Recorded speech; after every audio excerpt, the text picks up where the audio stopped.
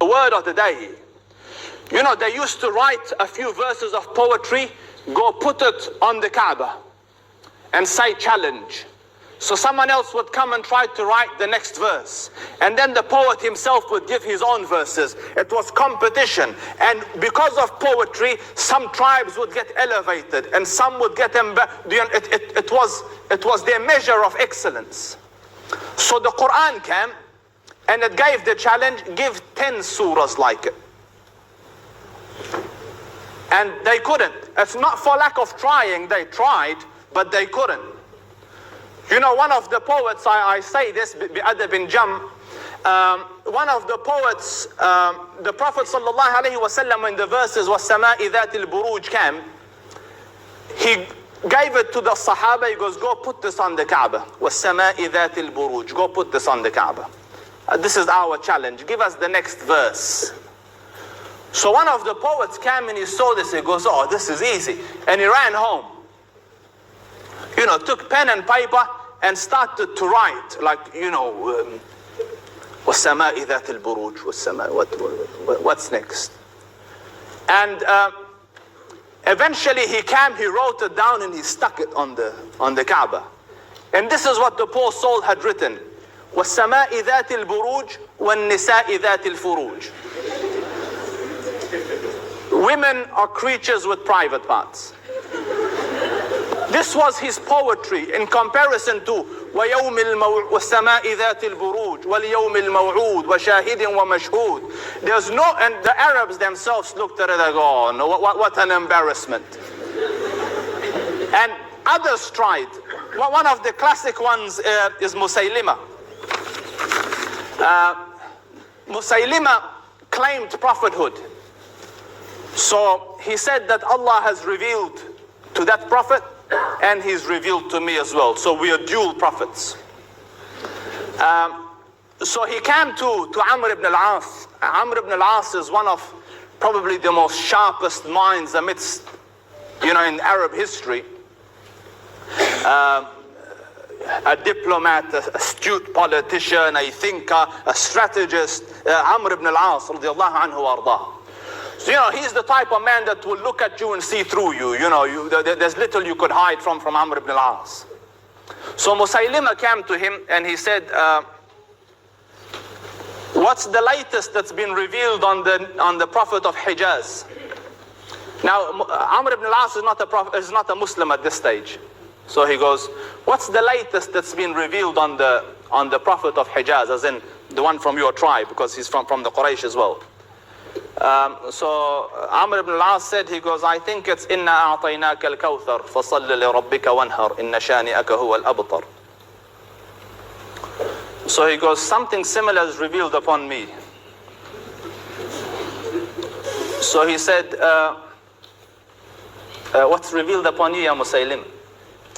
So he said, the surah of Tufah, apple.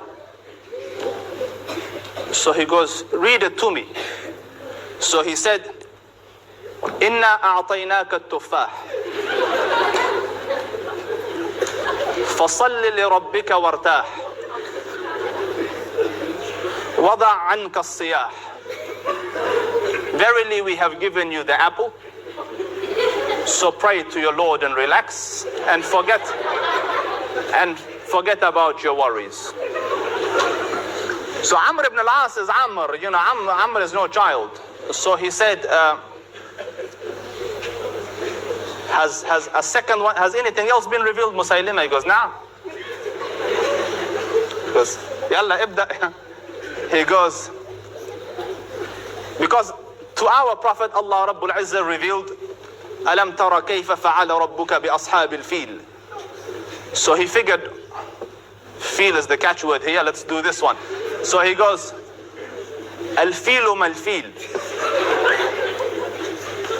وَمَا أَدْرَاكَ مَا-الْفِيل لَهُ خُرْطُومٌ طَوِيل وَذَيْلٌ قَصِير.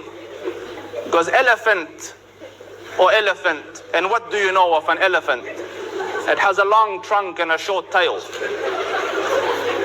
So Amr looked at him and said, Ya Musaylima, Wallahi innaka la ta'lam. Wallah, you know, O Musaylima, that I know that you're a liar. Hold on. You see, normally you tell people, you know you're a liar. Yeah, that's one level. But Amr says, I know you know you're a liar. But you know that I know you're a liar. And you're still going like shameless.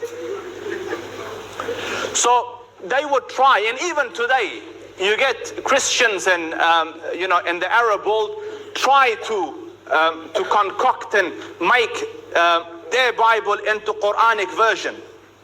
And anyone that is slightly learned in Arabic looks at it and goes, أين النور السهى من شمس الضحى وأين الثرى من ثريا وأين الأرض من السماء.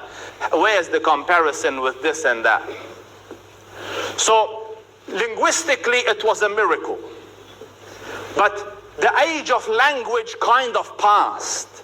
Today we live in the age of science and technology. It would be appropriate for the Quran to be a miracle in this field as well, and it is.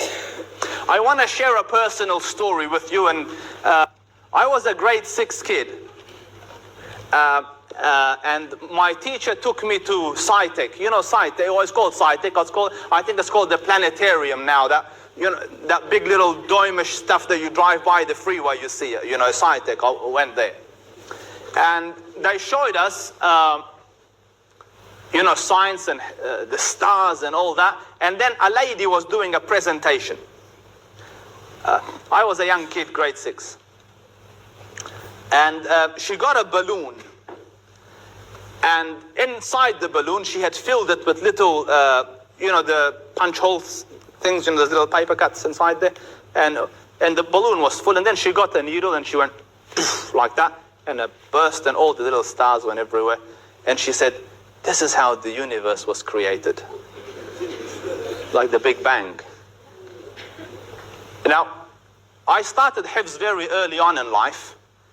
And I had read the verse, Allahu alladhi khalaqa sab'a samawati, that Allah Rabbul Izzah created the 7 heavens fi sittati ayyam, in 7 consecutive days or periods of time. And so when this person said that, I was like, no.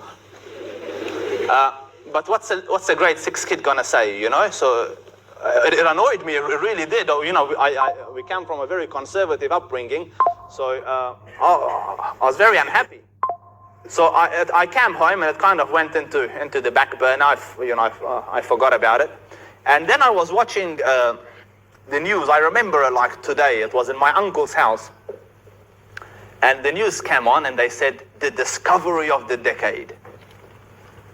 And discovery of the decade is not discovery of today. So, I paid attention to it.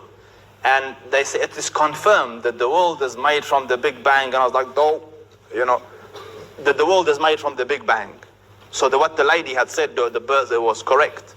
But I still didn't know enough to.